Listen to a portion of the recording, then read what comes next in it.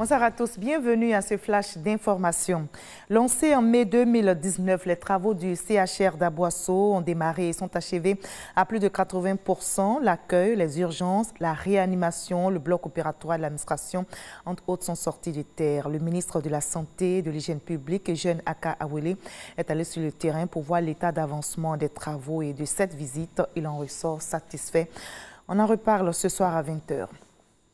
L'opération Vision 2020 AGC a posé ses valises aujourd'hui dans la commune d'Aniaman, le temps de collecter du sang, le liquide précieux faisant en effet défaut au Centre national de transfusion sanguine. Les populations, heureusement, ont répondu favorablement à cette action citoyenne en se déplaçant massivement. 1000 poches de sang au total ont été collectées. Didier Nguessan. Renseignement médical, prise de température et de poids, suivi de la consultation et du prélèvement de sang. C'est le parcours auquel se soumet la population d'Aniaman, venue en grand nombre et de façon volontaire donner son sang. L'opération Vision 2020, Amadou Gonkolibali, initiatrice du don, veut récolter 1000 poches de sang. Nous avons cibléAniaman en 5 secteurs.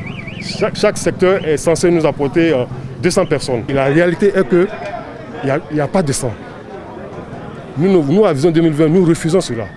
Nous sommes là, nous allons faire le tour de la Côte d'Ivoire, nous allons sensibiliser les gens pour que chaque Ivoirien, chaque personne qui réside en Côte d'Ivoire ait la culture du don du sang pour pouvoir sauver les vies. Cette action citoyenne vient soulager le Centre national de transfusion sanguine qui, selon le ministère de la Santé, enregistre 70% de baisse de fréquentation. Les donateurs appellent à la mobilisation. En donnant mon sang, je peux sauver des vies. Voilà pourquoi il faut bien donner mon sang ce matin. Ceux qui sont à la maison, ceux qui n'ont jamais essayé, je les encourage à venir donner le sang. C'est très important. Ça peut sauver nos frères aussi. Bon, il est important ce matin de venir donner mon sang pour sauver des vies. Donc voilà pourquoi nous sommes là ce matin. Bon, nous encourageons aussi tous nos frères et sœurs qui n'ont pas pu effectuer le déplacement, qu'ils viennent. C'est très important. Cette opération de don de sang a déjà visité les communes d'Abobo, Trècheville, Yopougon, Boaké et Korogo. Loin de la Côte d'Ivoire, hier vendredi, les Nations Unies ont prolongé d'1 an l'embargo sur les armes au Soudan du Sud. Cette mesure votée pour la première fois en juillet 2018 a été étendue jusqu'au 31 mai 2021. Son application sera examinée mi-décembre. La résolution a été votée à l'unanimité, sauf 3 abstentions, Russie, Chine et Afrique du Sud. Le texte salue les développements encourageants du processus de paix, comme la formation d'un gouvernement d'union, mais il rappelle que les violences continuent avec son lot de violations des droits de l'homme. Donald Trump coupe les ponts avec l'OMS. Lors de son discours sur la Chine, le président américain a accusé une nouvelle fois l'Organisation mondiale de la santé d'avoir joué un rôle dans la propagation de la pandémie du coronavirus et de ne pas avoir prévenu les autres pays à temps. Donald Trump retire donc son pays des contributeurs de l'OMS, donc soit 15% du budget de l'organisation. Un coup-de-feu a été décrété hier vendredi à Minneapolis, aux États-Unis, où un policier blanc a tué un Afro-Américain de 46 ans.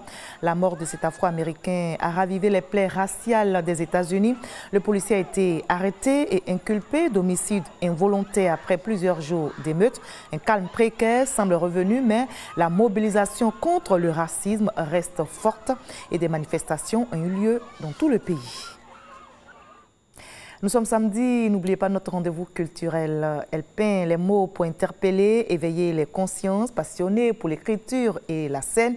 Aminata Bamba dit amie est slameuse. Elle a remporté plusieurs prix, dont le prix CEDEAO pour le slam avec un papier, un stylo, un micro. Elle partage ses émotions et contribue à la lutte contre la Covid-19. Quand le slam pense la pandémie, c'est le sujet que nous allons aborder avec notre invité de la page culture de ce samedi. On se retrouve avec grand plaisir à 20h.